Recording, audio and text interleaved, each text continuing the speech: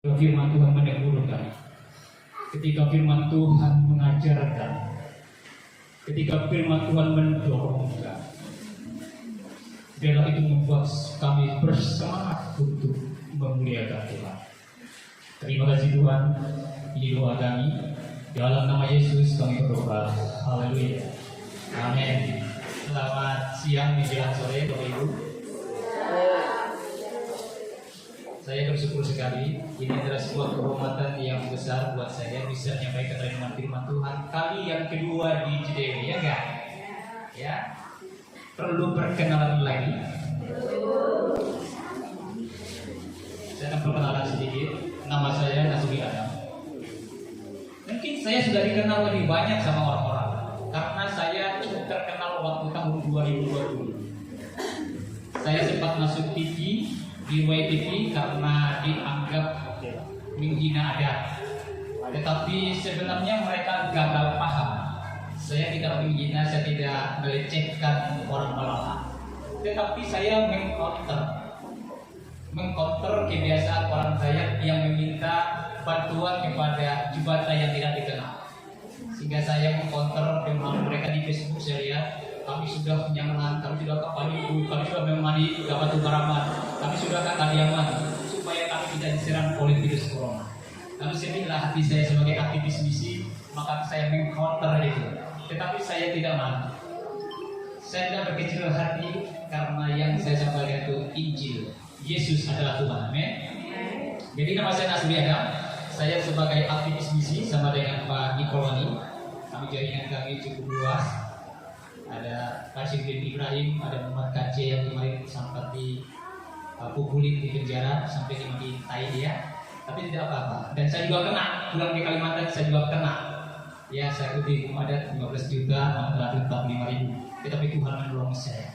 Dan saya punya istri saya muka Korea, darah Jawa, kelahiran Palembang. Ya. Dan kemudian saya punya anak 2. Bapak Ibu yang dikasih Tuhan, saya menarik sekali ketika membaca tema kita yang diberikan di tahun ini. Ada 2 tema memang, tetapi saya disuruh untuk menyampaikan firman Tuhan. Temanya kemuliaan bagi Allah dan damai sejahtera di bumi. Bapak Ibu yang dikasih Tuhan, kita akan membaca Injil Lukas pasalnya yang kedua, ayatnya yang ke-14. Dan saya juga berterima kasih hampir lupa kepada Pak Gembala yang telah menyediakan tempat buat kami. Dan saya juga berterima kasih untuk kehadiran Ibu Margareta ya. Kami tidak bersepakat tadi, baju kami sama. Ya. Jadi ada chemistry kami. Ya. Mudah-mudahan seperti itu. Kenapa? Karena Ibu Margareta ini komisi C, dia juga terjun dalam dunia pendidikan. Dan saya juga sebagai kepala sekolah TK Politeteknik ya. Nah, artinya mudah-mudahan juga Ibu Margareta bisa terpilih lagi dan duduk di komisi C untuk melakukan sebuah misi yang besar untuk memperdulikan ya masa depan bangsa kita lewat pendidikan. Amin. Dan dia juga berdoa untuk calon-calon dewan yang lainnya. Tadi Ibu Pramika ada bernyanyi untuk Tuhan. Dan berdoa juga supaya mereka juga bisa bertarung di kancah politik di tahun 2024 ini. Kita akan baca bersama-sama Injil Lukas pasal 2 ayat yang ke-14.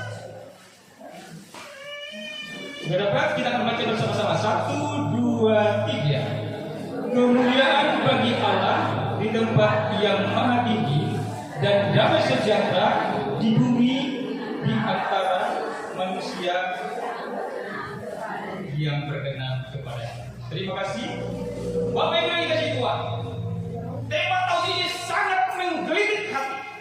Tema tahun ini sangat mendorong kita supaya mata kepala kita, hati kita terbuka untuk meresponi akan tema Natal di tahun 2023. Kemuliaan bagi Allah dan damai sejahtera. Ada 2 substansi yang kita akan bahas pada sore hari ini, yaitu dikatakan kemuliaan. Dari kata mulia dia kata tidak dikasih awalan, maka disebut mulia. Mulia adalah sebuah barang yang sangat bernilai tinggi. Seperti misalnya emas. Makanya emas disebut logam yang mulia. Sangat bernilai, sangat berharga. Walaupun engkau buang di tempat yang sangat kotor, kalau seandainya Ibu Margareta buang emas 1 kilo di dalam septic, kira-kira mau diambil nggak? 1 kilo di dalam septic, kira-kira masih mau diambil ya? Kenapa? Karena itu logam mulia yang sangat bernilai tinggi, yang sangat berharga. Ya, maka sesuatu yang berharga, sesuatu yang bernilai, maka kita harus jaga itu baik-baik. Oleh sebab itu, maka Yesus lahir, Sang Juru Selamat, Sang Mesias itu lahir. Maka ketika dia lahir, malaikat di surga, bala tentara surga, mereka memuliakan Allah yang luar biasa. Ini tindakan respon yang luar biasa yang dilakukan oleh para malaikat dan bala tentara surga. Ya, maka kemuliaan Allah di tempat yang maha tinggi. Bapak Ibu yang Tuhan, Yesus adalah orang yang mulia. Yesus Sang Juru Selamat, dia mulia. Maka bala tentara surga, malaikat di surga memuji Yesus ketika dia lahir. Kemuliaan Allah di tempat yang maha tinggi. Bapak Ibu yang Tuhan, Yesus lahir di mana? Walaupun Yesus lahir dari keluarga si tukang kayu, tapi kemuliaannya tidak pernah luntur. Amin. Walaupun Yesus sampai saat itu lahir di kandang domba, tetapi kemuliaannya tidak pernah luntur. Amin. Walaupun Yesus sampai Mesias itu, Sang Juru Selamat itu lahir di bumi, ditempatkan di sebuah palungan, tetapi kemuliaannya tidak pernah pudar. Amin. Siapa di antara kalian yang lahir di kandang domba? Siapa di antara kalian yang pernah punya anak lahir di kandang babi? Tidak ada. Hampir rata-rata Bapak Ibu ada yang melahirkan di rumah, ada yang melahirkan di puskesmas. Tetapi ada juga yang melahirkan di dalam mobil. Ya, kakak saya jaga keliling waktu dibawa ke rumah sakit, mau dibawa ke rumah sakit puskesmas. Di pertengahan jalan brojol dan akhirnya lahir anaknya di dalam mobil. Karena jarak yang agak jauh dari agak hilir ke Mandor. Tetapi Bapak Ibu Tuhan, ketika mungkin anak mulai di kandang babi, anak mulai di kandang domba, adakah di antara Bapak Ibu ketika ada yang lahir ditempatkan di tulang jadu? Ada? Karena Yesus waktu dia lahir, dia dibaringkan di sebuah palungan. Palungan itu adalah tempat makanannya kambing domba. Ya. Tetapi Bapak Ibu yang dikasih Tuhan, walaupun Sang Mesias itu dibaringkan di sebuah palungan, tetapi kemuliaannya tidak pernah surut dan tidak pernah luntur. Amin. Saya punya teman dulu orang Korea. Dia belikan tempat tidur yang begitu mahal untuk anaknya. Harganya 9 juta. Luar biasa. Sang Juru Selamat aja di palungan, di kandang domba. Tetapi itu tidak menyurutkan akan semangat kita untuk memuji Allah. Walaupun dia lahir dari keturunan Daud, dari tukang kayu, walaupun dia lahir di kandang yang hina, walaupun dia dibaringkan di sebuah palungan, tetapi itu tidak menyurutkan semangat kita untuk memuliakan dia. Amin. Maka seperti malaikat dan tentara, kemuliaan Allah di tempat yang maha tinggi. Kita harus memuji Allah, kita harus mengagungkan nama Allah. Bapak Ibu yang Tuhan, itulah yang disebut kemuliaan bagi Allah di tempat yang maha tinggi. Kemudian yang selanjutnya, damai sejahtera di bumi. Ketika Sang Mesias itu dilahirkan, ketika Yesus Kristus dilahirkan yang kita rayakan pada sore hari ini, ketika dia dilahirkan ada terjadi damai sejahtera di bumi. Amin. Damai sejahtera. Kenapa ada damai sejahtera? Ketika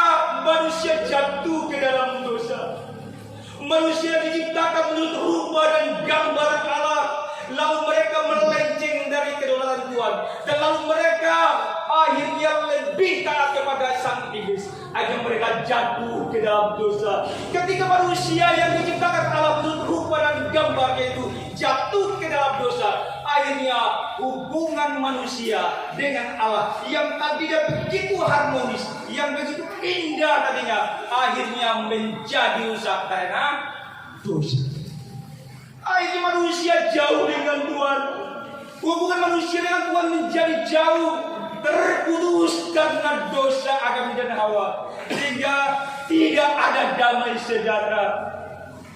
Karena manusia hidup dalam dosa dan Tuhan membenci dosa, sehingga Tuhan tidak lagi berkomunikasi dengan manusia.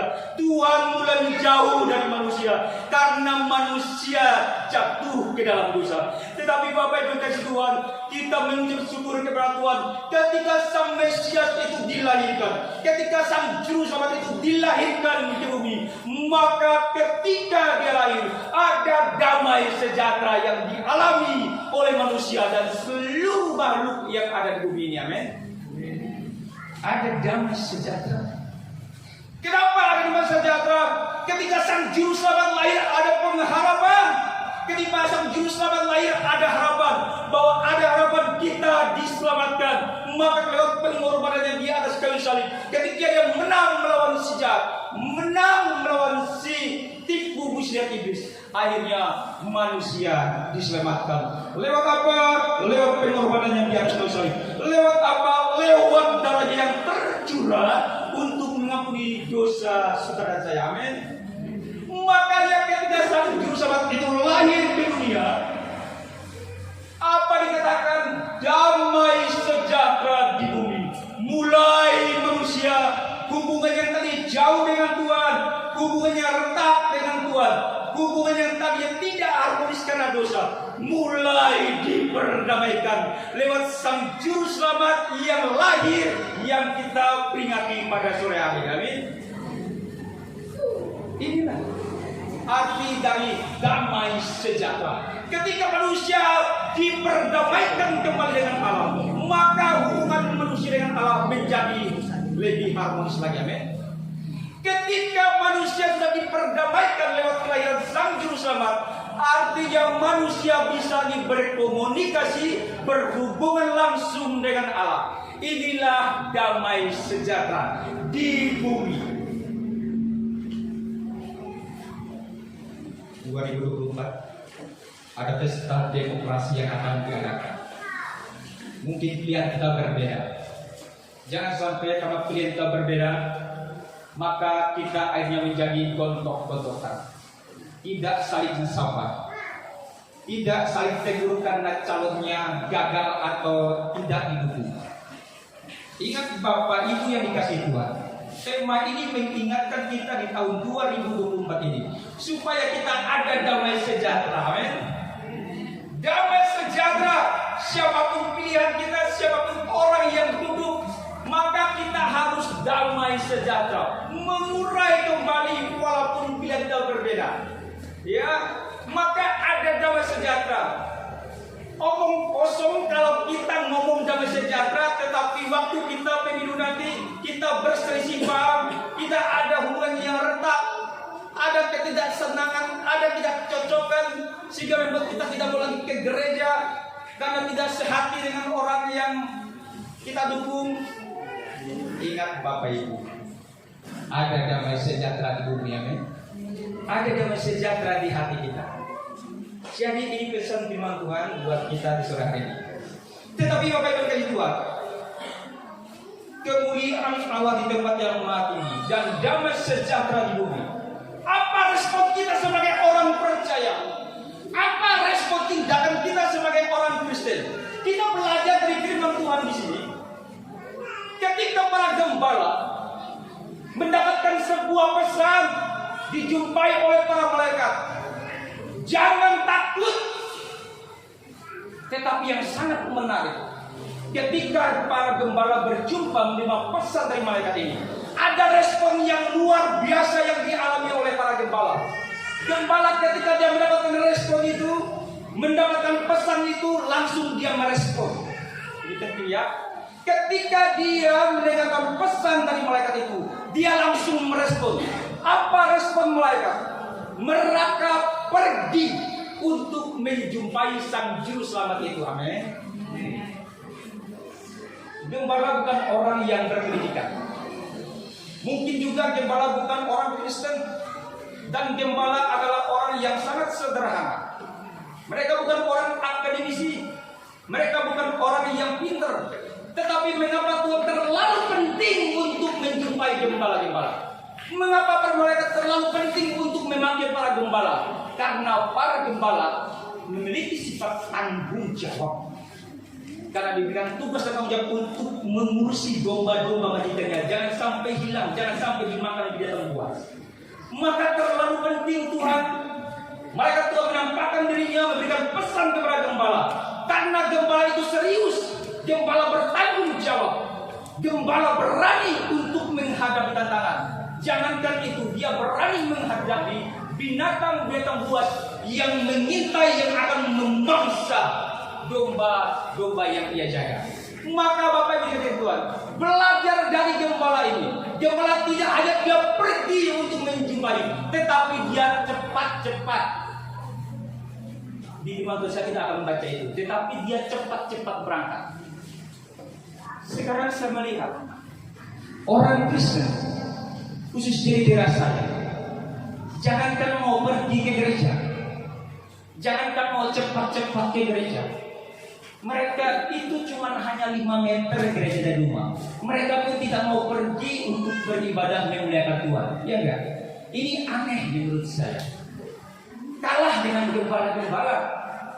Sekarang orang-orang Kristen, khususnya orang Dayak itu, walaupun 5 meter rumah dari gereja, jangankan mau pergi, atau jangankan mau cepat-cepat pergi. Pergi aja enggak mau. Pergi pun dia juga kadang terpaksa. Sudah mulai habis khotbah baru dia datang. Tidak cepat-cepat. Tetapi gembala di sini cepat-cepat. Tapi sekarang orang Kristen bukannya udah enggak cepat-cepat. Makanya kami ibadah jam 9, mulai nanti setengah 10, kadang jam 10. Kenapa? Mulai orang Kristen tidak cepat-cepat. Kalah dengan gembala. Gembala tidak hanya pergi, tetapi mereka pergi cepat-cepat. Tapi kita jadi tidak tepat waktu. Ya, tidak cepat-cepat. Ya. Apalagi respon yang luar biasa yang dilakukan oleh para gembala. Gembala itu apa dikatakan ayat yang ke-20? Maka pulanglah mereka kembali ke tempat mereka dan mereka memuji dan memuliakan Allah. Amin. Orang Kristen harus memuji dan memuliakan Allah. Orang Kristen harus serius untuk memuji Allah. Karena itu tugas dan tanggung jawab sebagai orang Kristen. Ketika kita sudah diperdamaikan dengan Allah, kita sudah ditebus dengan darah yang tulus, maka respon kita, tanggung jawab kita harus memuji dan memuliakan Allah. Belajar dong dari gembala. Belajar dong dari gembala. Saya pikir di sini kita orang-orang yang pandai, kita orang-orang yang berpendidikan, kita orang-orang yang terpelajar.